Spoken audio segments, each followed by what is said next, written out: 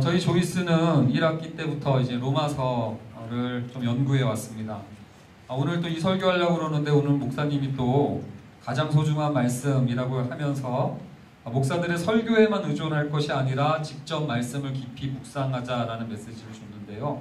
그 정신이 바로 우리가 GBS에서 나누는 로마서 연구 모임이라고 저는 생각이 듭니다.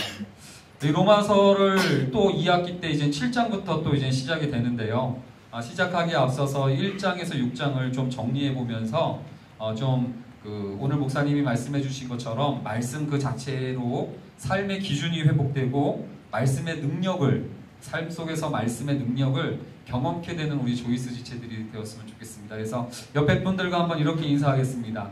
우리 기준 잡읍시다 이러면서 좀 한번 또 인사하고 오늘 또 말씀을 들어봤으면 좋겠습니다. 여러분들은 어떻게 말씀을 대하는지 모르겠습니다. 로마서 말씀을 연구하면서 기쁨과 위로를 채워주는 도구로서만 이 말씀을 이해했는지, 아니면 정말로 최근 목사님이 계속 얘기하고 계시는 지식의 저주를 깨고 내 기준으로 막 살던 것을 무너뜨리고 나의 관점을 옮기는 변화를 위한 그 말씀 앞에 승복하는 것으로서 말씀을 지금 대하고 있는지가 점검되어지는 시간이 되었으면 좋겠어요. 제가 이제 로마서 시작할 때 보니까 바울은 복음으로 기준을 삼았던 사람이 아닌가라는 생각이 들었습니다. 이렇게 복음으로 인하여 기준을 삼고 삶의 능력을 맛보는 사람들의 공통점이 있다면 그것은 먼저 하나님과의 관계가 풍성하다는 거예요. 그래서일지 바울은 로마서를 시작하면서 예수 그리스도가 복음이라고 얘기를 합니다. 예수 그리스도가 기쁘다는 거예요. 예수를 생각하면 좋다라는 겁니다. 그래서 여러분들 그분의 사람 되심도 감사하고 그분이 부활로서 하나님의 아들로서 증명된 사실도 너무 기쁘고 그분이 우리 주라는 사실도 자랑하고 싶어서 참지를 못하겠다고 바울이 이야기를 합니다. 여러분들 정말로 하나님이 그렇게 기쁘신지요? 또 뿐만 아니라 이 기준이 선명한 사람들의 특징은 하나님과의 관계만이 아니라 사람들과의 관계에 있어서도 풍성함을 누리더라고요. 바울이 로마 성도를 생각하면서 이런 얘기를 합니다.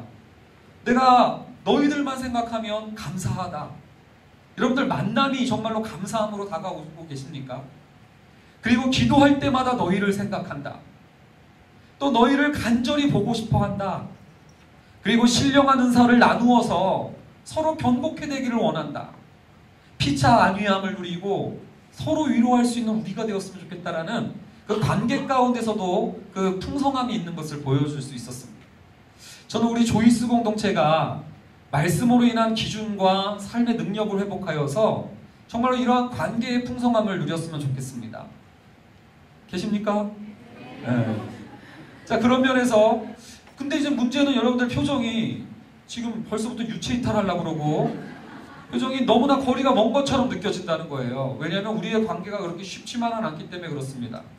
로마서는 그것을 진단하는데요. 1장 하반부에서 왜 이렇게 그 은혜를 못 누리는가, 왜 많은 사람들이 그 풍성함을 못 누리는가를 어떻게 진단하냐면 하나님을 알지만 하나님을 영화롭게 하지도 아니하고 감사하지도 않았다라는 표현을 합니다. 한마디로 하나님을 바꾸어 버렸다라는 거예요. 하나님의 영광을 썩어질 것으로 바꾸고 진리, 성경 말씀이라는 복음이라는 진리의 기준을 세상 사람들이 막 흔하게 이야기하는 거짓 것으로 바꾸고 순리를 영리로 바꾸어 버렸다라는 것입니다. 이렇게 하나님을 바꾸어 버리니까 어떻게 됐습니까? 하나님의 진노가 나타나서 그들을 내버려 두셨다는 거예요. 하나님의 진노가 어떻게 나타났나 보니까 자기 마음의 정욕대로 살도록 내버려 두셨다고 그러고요. 자기의 부끄러운 욕심에 따라 살도록 욕심대로 살도록 내버려 두셨다고 그러고요.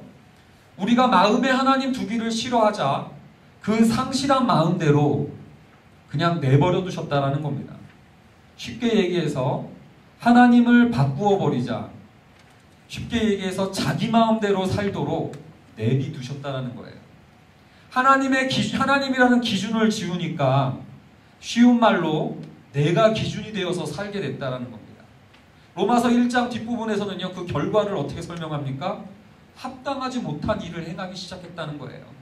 내가 기준이 돼서 살아가다 보니까 내 마음의 정욕대로, 내 마음의 부끄러운 욕심을 따라 상실한 마음대로 살아가다 보니까 사람들과의 관계가 막 보고 싶고 서로를 간절히 생각하고 서로 나누고 서로를 세워주려는 관계가 아니라 시기하고 비방하고 무자비하고 무정하며 심지어는 부모에게까지 거역하고 또한 하나님과의 관계도 무너져서 하나님을 심판을 알고도 그 심판을 멸시하는, 여러분들 우리가 하나님을 바꾼 결과가 로마서 1장에선 그렇다라고 얘기를 하고 있는 거죠.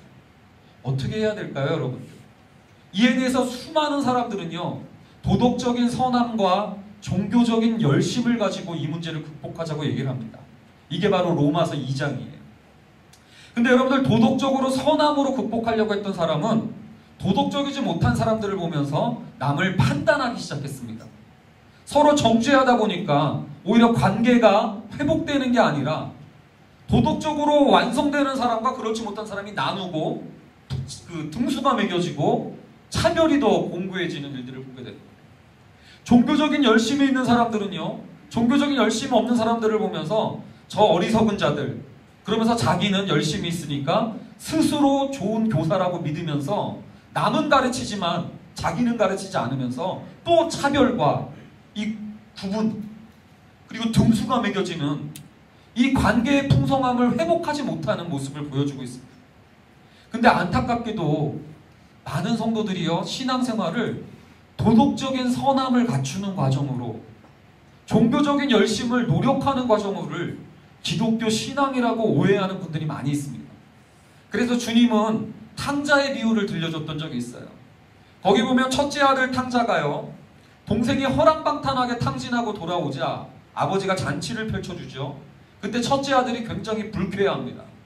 나는 여러 해 동안 아버지를 떠나 명을 어긴 적도 없었는데 나한테는 염소 새끼 한 마리 안 잡아주더니 어떻게 쟤한테는, 저 허랑방탕한 저놈한테는 송아지를 잡아주냐, 그러면서 화가 났습니다. 여러분들 도덕적으로 여러 해 동안 아버지를 떠난 적도 없고요, 명을 어긴 적도 없을 만큼 종교적인 열심이 대단했던 첫째 아들이었어요. 근데 결과는 뭡니까? 여러분들 결과는 아버지에 대해서는 내가 한 게 얼만데 이것밖에 안 주십니까? 라는 서운함으로 아버지와 관계가 무너졌고요. 동생이랑은요, 제가 한 게 뭐라고 그러면서 동생과의 관계가 또 파괴된 모습을 보여주고 있습니다. 여러 해 동안 아버지를 떠나 명을 어긴 적이 없었던 사람이에요. 여러분들 혹시 신앙을 이렇게 도덕적이고 종교적인 열심을 갖추는 과정으로 생각하고 있습니까?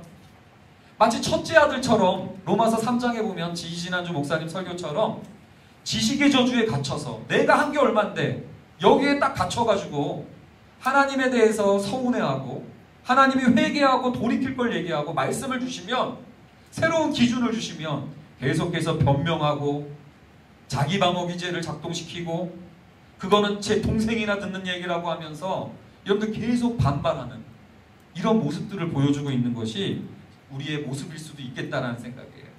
자, 그런데요, 로마서는 이 장면을 설명하는 거예요. 우리의 신앙은 첫째 아들 되는 게 목표가 아니라는 거예요. 자, 따라합니다. 첫째 아들 되는 게 목표가 아닙니다. 이 사실을 기억해 주셔야 돼요. 복음을 3장 21절부터 설명하는데 어떻게 설명하냐면, 복음은 도덕적으로 선해지도록 노력하세요, 종교적인 열심을 갖추도록 노력하세요 라고 설교한 게 아니라, 복음은 예수께서 우리를 대신해 주셨다라는 소식을 믿으세요 라고 얘기를 하면서 3장 21절이 시작되는 거예요. 우리는 하나님에 대한 그 죄의식이 좀 있는 것 같습니다. 그것에 대해서 복음은 뭐라고 얘기합니까? 네가 좀 더 노력해서 한번 해봐, 이게 아니라 예수께서 우리에게 그의 피로 말미암아 죄값을 대신 치러주셨다라고 말합니다. 우리는요, 하나님한테 잘 보이고 싶어서 하는데 여러분들 늘 부족함을 느낄 때가 많아요. 그래서 많은 사람들은 조금 더 열심히 하자, 그래 결단해보자 막 이렇게 생각을 하지만, 복음은 뭐라고 얘기를 합니까? 예수께서 우리를 대신하셔서 죽을 때까지 순종하심으로 우리를 위한 화목제물이 되어주셨다라고 얘기를 하고 있습니다. 여러분들 이것이 복음인 줄로 믿습니다. 자, 그런데요, 우리들은 늘 이게 별로 와닿지가 않는 거예요. 둘째 아들 탕자처럼 내가 한 게 뭐라고 나를 대신해 줬겠어 그래요. 그러나 복음은 뭐예요? 아니라는 거예요. 아들이 십자가에 매달렸지 않냐?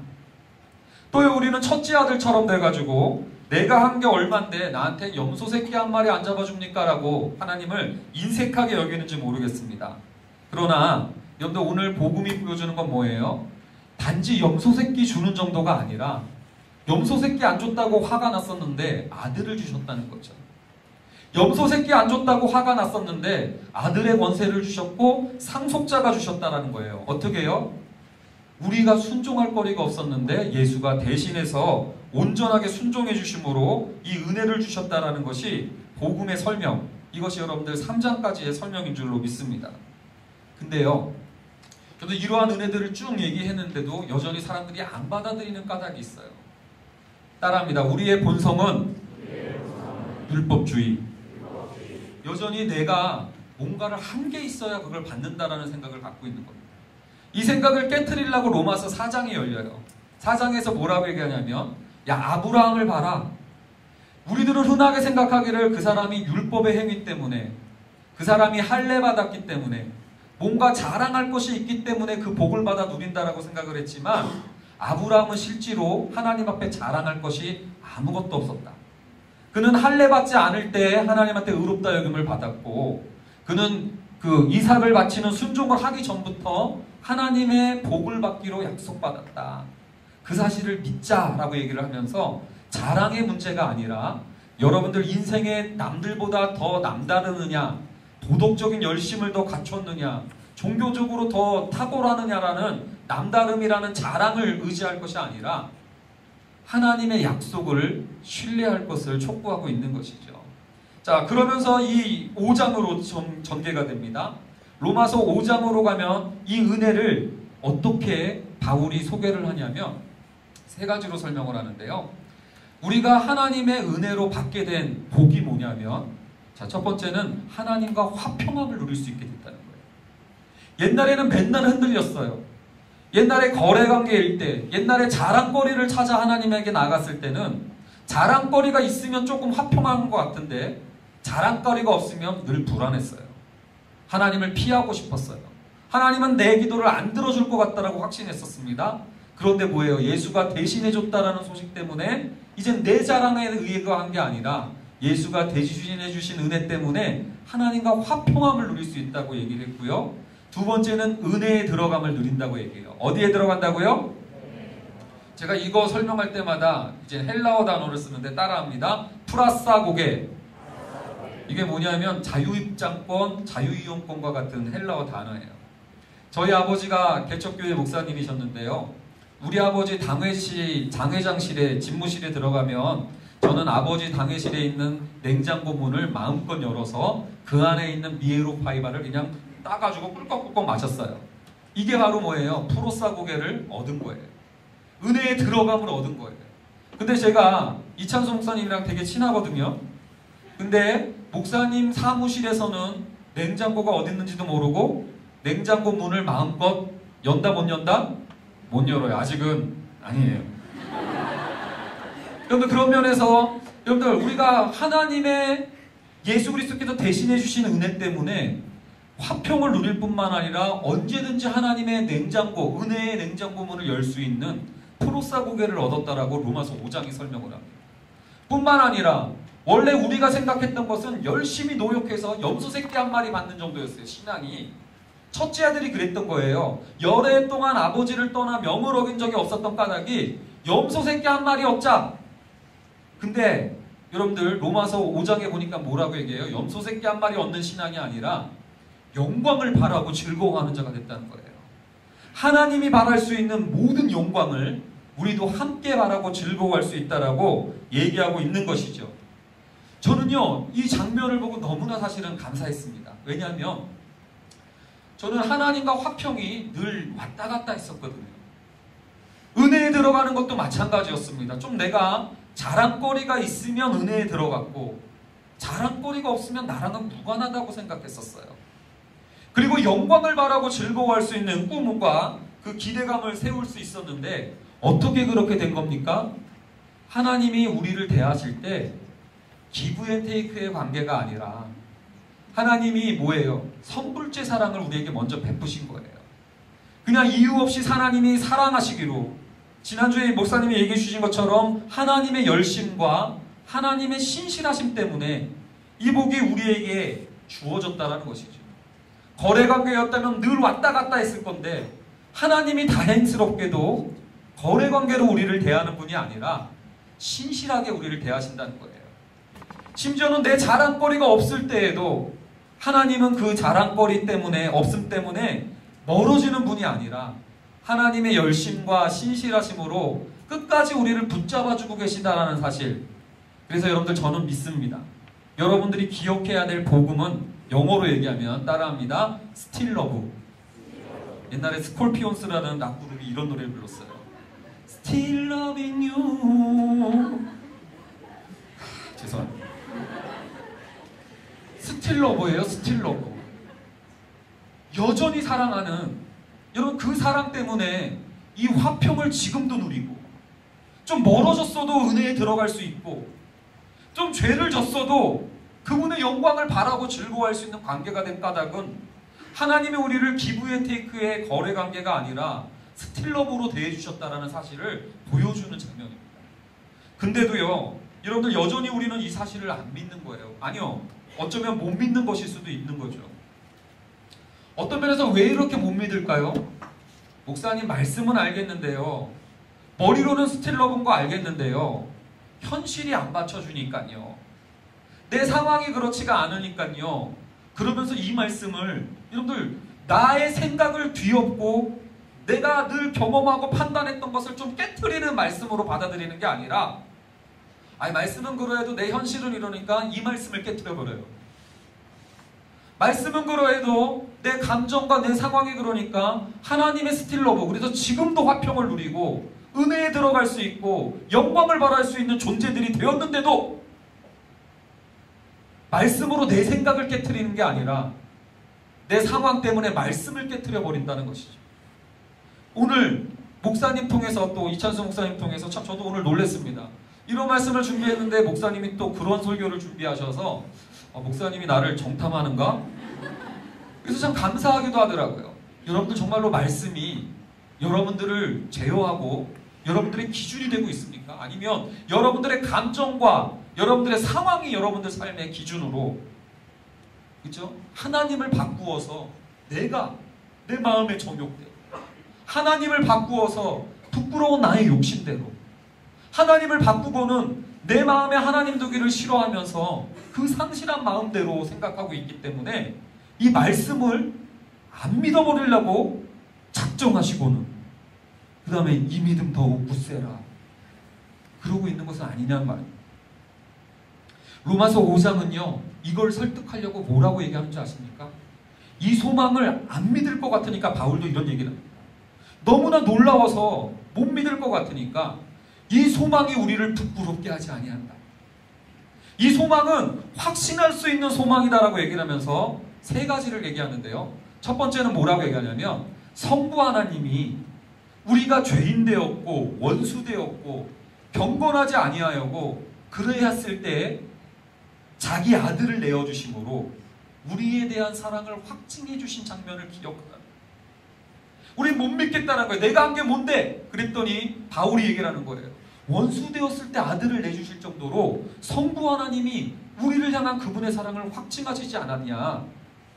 두 번째요, 성령 하나님은 무슨 일을 하셨냐라는 걸 설명하는데요, 5장 5절에 보니까 성령 하나님은 우리 마음에 하나님의 사랑을 찔끔 뿌려주신 게 아니라 하나님의 사랑을 우리 마음 가운데 부어주셨다는 거예요. 콸콸콸.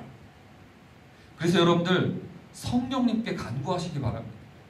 주의 사랑이 내 마음 가운데 콸콸콸 부어져서 정말로 하나님의 사랑을 확증할 수 있게 해 주시옵소서 라고 여러분들 기도하는 이 가을이 되었으면 좋겠다는 거예요. 뿐만 아니라 여러분들, 성자 예수님이 엄청난 일을 하신 것을 이 로마서가 쭉 설명합니다. 따라합니다. 대표가 되셨다. 예수님이 우리의 이 약속을 반드시 지켜주시려고 우리를 위한 대표가 되어주시는데요, 우리의 원래 대표는 아담이었죠. 우리의 원래 대표는 첫사람 아담이어서 내가 따먹지도 않았는데 그 사람이 선악과 따먹은 것 때문에 나는 선악과 본 적도 없는데 죄 아래 고아에서 태어나게 됐고 모든 사람이 죽음 아래에서 신음할 수밖에 없게 되었다고요. 아담이 대표였기 때문에 그렇습니다. 근데 감사한 건 뭐예요? 감사하게도 아담이 대표였던 것은 모형이었다는 거예요. 진짜가 아니었다는 거예요. 그림자였고 예고편에 불과했다는 거예요. 본편은 뭐예요? 둘째 아담 예수가 진짜 대표로 오셨다는 소식이었어요. 모델하우스보다 실제 아파트가 훨씬 큰 것처럼 아담으로 보여줬던 것은 모형에 불과했는데 정말로 본체이신 실제이신 예수 그리스도가 와서 뭘 보여주십니까? 내가 죄값을 해결한 적이 없었어요. 예수가 근데 대신 십자가에 달려 죽으심으로 하나님에 대한 나의 모든 죄값이 해결됐다는 거예요.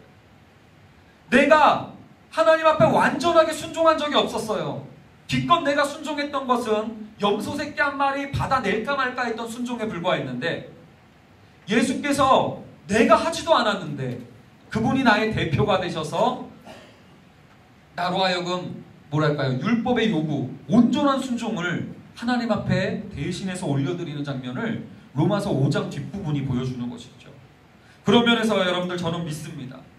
나의 자랑질 때문이 아니라 나의 도덕적인 남다름과 종교적인 열심 때문이 아니라 예수 그리스도께서 나를 대표해 주시고 나를 대신해서 죄책을 치르시고 십자가에서 죄값을 대신 치러주시고 죽기까지 순종하심으로 온전한 순종을 바치셨던 그 은혜가 오늘날 하나님 앞에 나를 의롭게 여기도록 만들고 하나님의 영생을 누리게 되었고 그 다음에 하나님의 상속자를 꿈꿀 수 있는 자가 되었다고 하나님의 상속자가 된 자로 인도하셨다라는 것이 로마서의 쭉 논리였습니다.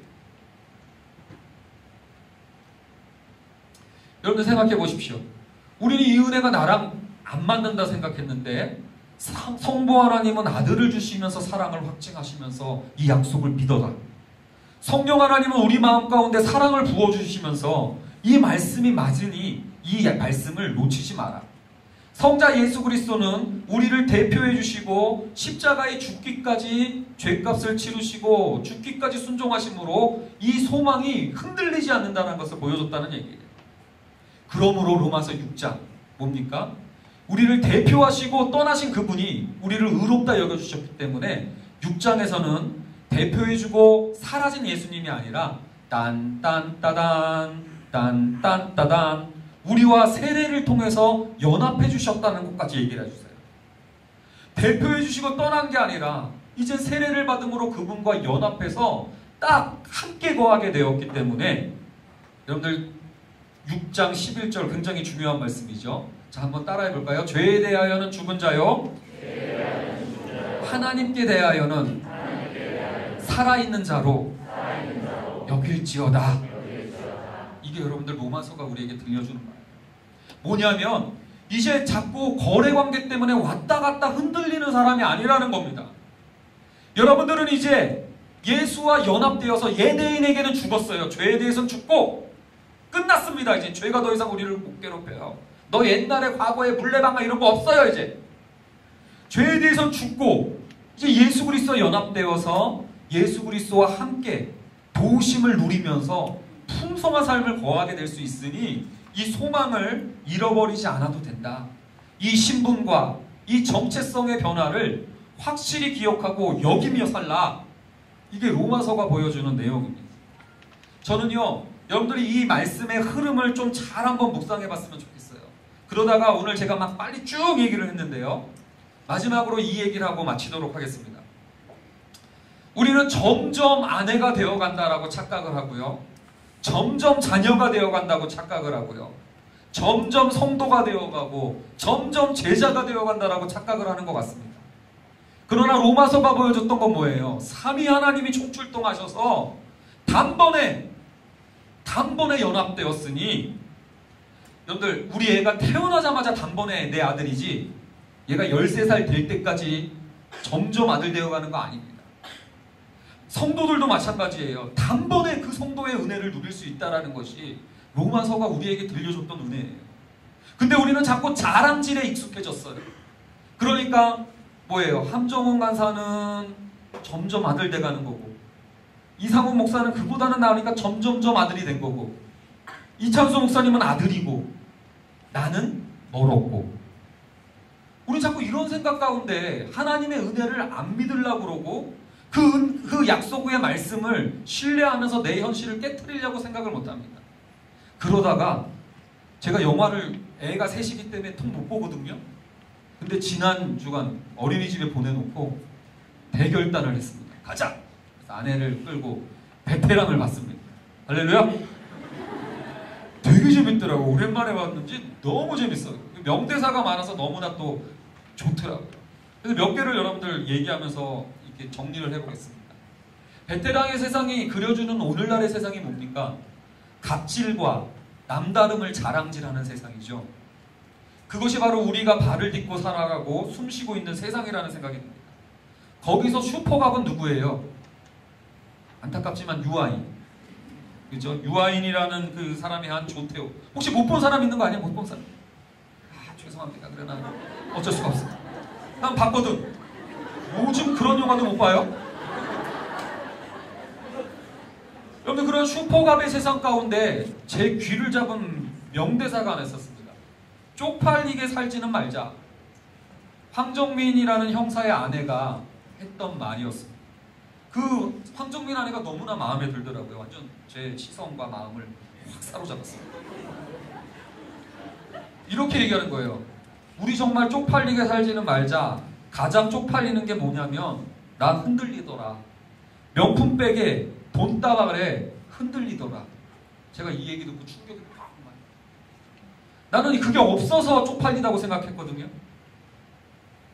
나는 세상이 얘기하는 그 자랑질이 없어서, 나는 세상 사람들이 추구하는 그 자랑질이 없어서 쪽팔리다고 생각했는데, 이 여자가 쪽팔렸던 건 그게 없어서 쪽팔린 게 아니에요. 그 앞에 흔들렸던 게 쪽팔렸다라는 거예요. 이 여자 괜찮은데? 그러다가 이 남편이 역시 유유상종인 것 같아요. 여러분들, 이 황정민이 나중에 다른 형사한테 뭐라고 얘기합니까? 우리가 돈이 없냐? 가오가 없지. 아니. 뭐였죠? 자꾸 이거 그때도 들려요. 우리가 돈이 없지 가오가 없냐? 그죠? 돈이 없어서 그럴 뿐이지 우리가 형사지 않냐?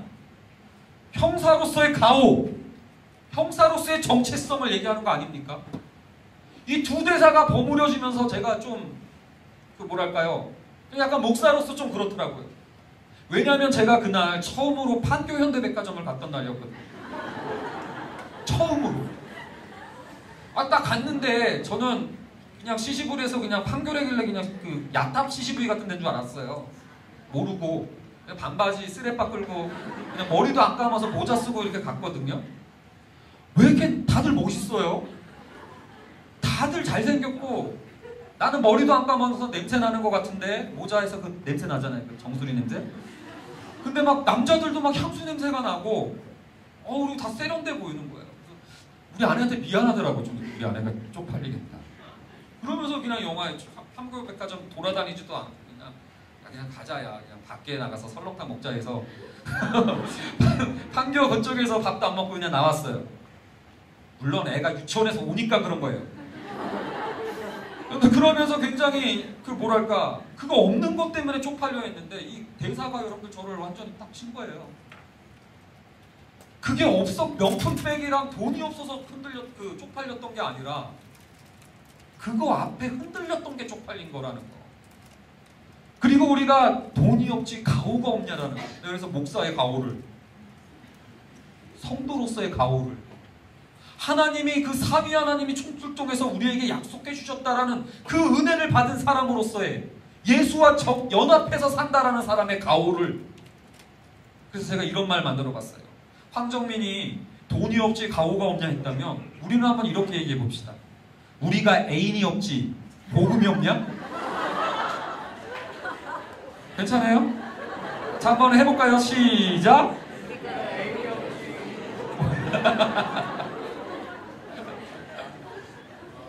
마지막 조태호가 명동에서 막 싸우더라고요. 명동 맞죠?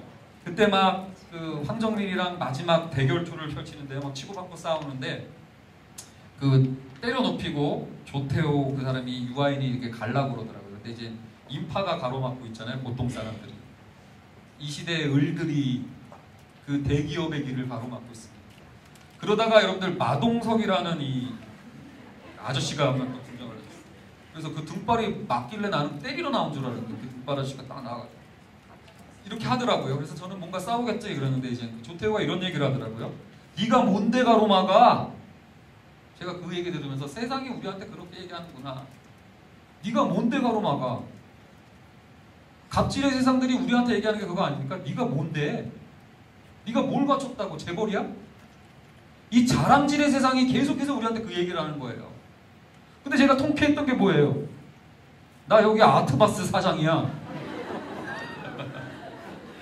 그 얘기가 왜 통쾌하신지 아십니까? 아트박스 사장, 그 점포 사장은요, 조태호라는 대기업의 재벌 사장과는 급이 다르다고 생각하는 게 이 땅이에요.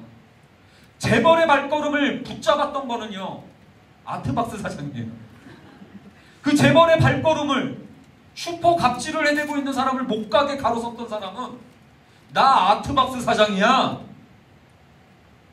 여러분들 이 정체성입니다. 재벌 앞에 여러분들 나 그거 없다고 흔들렸던 사람들, 여러분들 이걸 가로막지 못하는 거예요. 늘 뚫리고 늘 비굴해지고 늘 없는 것 때문에 흔들리는 겁니다. 그런데 여러분들 저는 로마서를 보면서 하나님이 우리에게 갑질을 해대며 자랑질을 해대는 이 땅 가운데 예수 그리스도가 대신해 주셨다. 뿐만 아니라 너희들의 대표는 예수 그리스도다. 뿐만 아니라 그분이 대표만 되어주신 게 아니라 우리와 연합해 주셨다.